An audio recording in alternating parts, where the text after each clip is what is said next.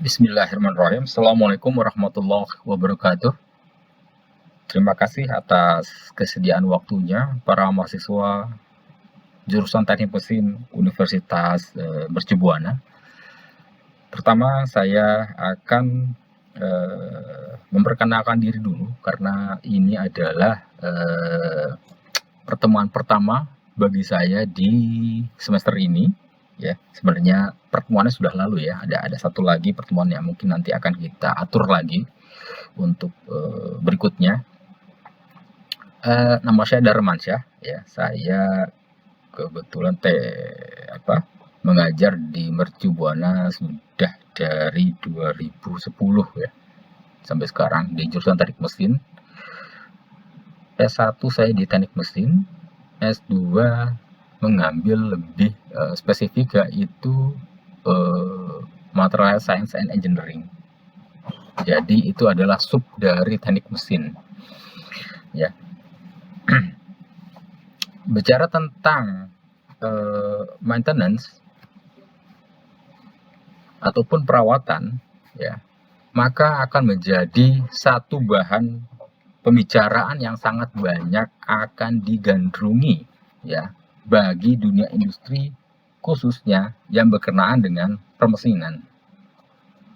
Ya, jadi itu sudah menjadi hal yang wajib dibicarakan bahkan ya tentang perawatan mesin.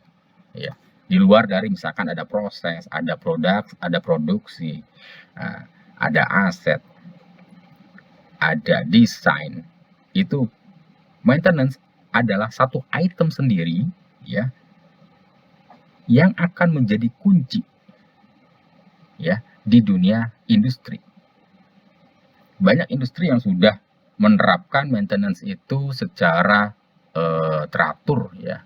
Artinya sudah mempunyai organisasi yang definitif ya. Artinya sudah definitif itu punya organisasi, misalkan contoh dia punya teknisi, dia punya supervisor, supervisor, dia punya kepala bagian, dia punya direktur, semuanya harus selaras gitu ya. Artinya si teknisi dia harus memiliki keahlian tertentu ya, dan dia hanya ahli di situ aja. Biasanya tim maintenance itu akan seperti itu. Satu orang satu keahlian, satu orang satu keahlian. Biasanya seperti itu. Ya, jarang satu orang dia punya beberapa keahlian. Kenapa? Karena dalam maintenance, dalam perawatan mesin itu diperlukan root cause ya, penyebab akar masalah yang jelas. Jadi akar-akar yang jelas. Untuk mencapai akar-akar ini dia perlu orang yang spesifik. Dia hanya tahunya itu aja gitu. Biasanya seperti itu. Ya, entah kalau di tempat lain misalkan dia ngerti sipil, ngerti elektrik, ngerti mesin, mungkin aja juga seperti itu. Tapi biasanya untuk maintenance itu dibagi-bagi timnya. Tim listrik ya di tim listrik aja. Tim mesin aja. Tim sipil aja. Tim instrumen aja. Kerjaannya seperti itu. Gitu. Nggak ada yang gaduh-gaduh gitu.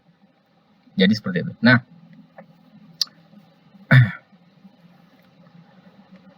dalam keilmuan perawatan mesin ya, ini di dalam buku ini cukup panjang ya. Buku ini saya ambil bukunya dari McGraw-Hill ya. Sengaja saya cari buku yang referensinya cukup internasional seperti itu ya, supaya nanti cara pandangnya sama ya. Jadi ada beberapa penerbit lah ya, misalkan kita ambil top 5, misalkan ada McGraw-Hill, ada Wiley and Son, Elsevier, 2 lagi saya lupa. Itu nanti hampir di seluruh kampus di dunia ini dia akan punya referensi yang sama. Keuntungannya itu, kalau kita memakai buku-buku yang sifatnya referensi internasional.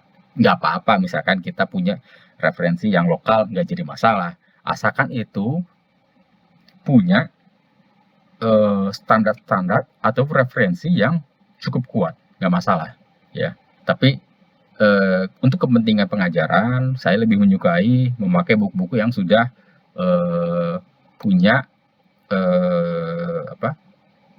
referensi secara internasional. Supaya kenapa? Supaya juga cara pandangnya nanti sama. Buku ini cukup tebal, hampir 1.200 lebih halaman, bicara tentang maintenance.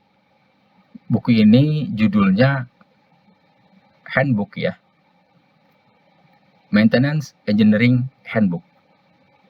Jadi buku saku sebenarnya, ya, buku saku.